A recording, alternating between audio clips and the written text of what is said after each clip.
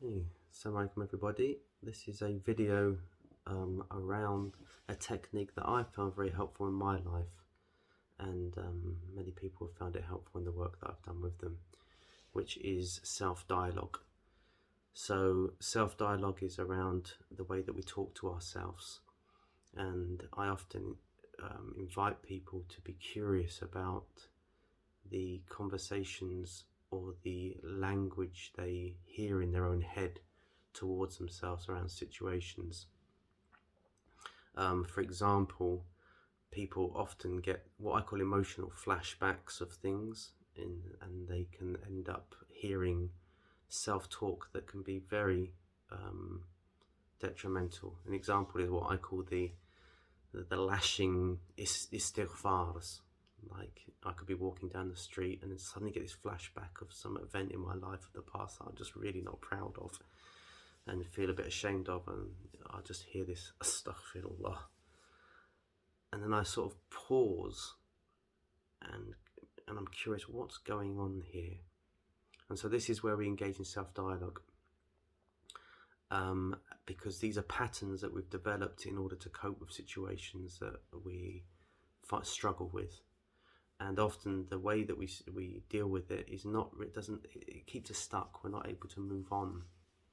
So when I'm doing that, it keeps me in a shamed response.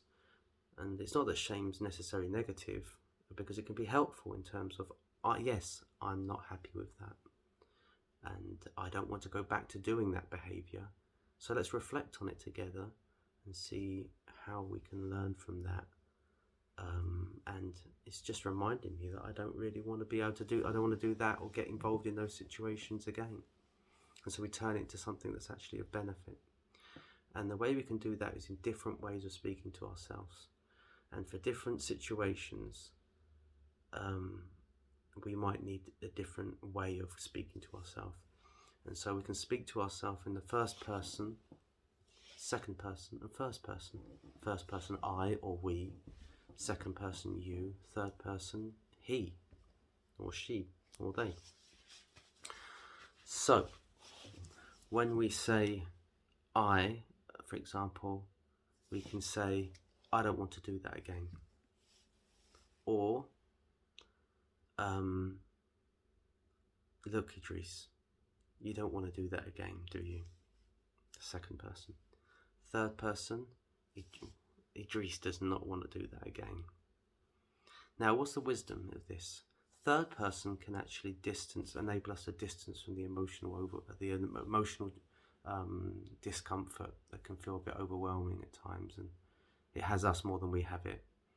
And so when we use third person, it creates a distance from the emotion, because the emotion's so strong. So it's almost we can observe ourselves. Idris, you're not happy with that. Sorry, that's second person. Idris is not happy with that, and Idris doesn't want to do that again. Number two, it's like we're having an internal dialogue, and we can do that in a negative way, a condemning way, and I'm not saying sometimes a bit of berating yourself a bit can actually be helpful, but if it gets us stuck and we end up feeling really bad, like heavy in ourselves and unable to move on, it's not helpful. So I may say, you idiot, why did you do that? Or you can say, look, okay, what was going on for you? You were obviously, I can see that it was a really confusing time for you in your life. There was a lot of factors that contributed to you making that mistake.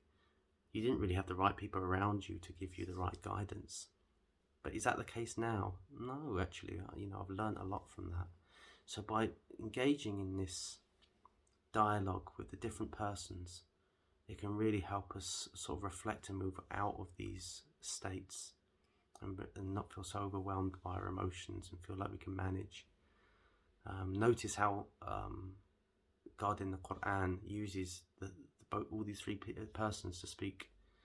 So he will sometimes say, first person, and Allah, I am Allah, worship me, as first person.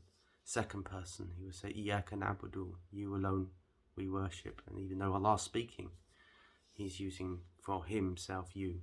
And then third person, La ilaha illallah, he will say, using third person, Qul huwallahu ahad, say Allah is one. He's speaking about Allah in the third person.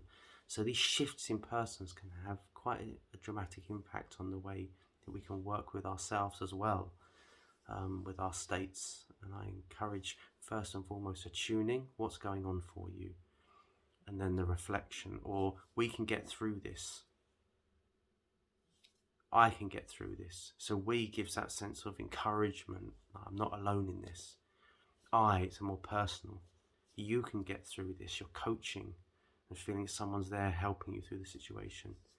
Idris can get through this. Creates that distance from the emotion. So I invite you to explore all these different persons.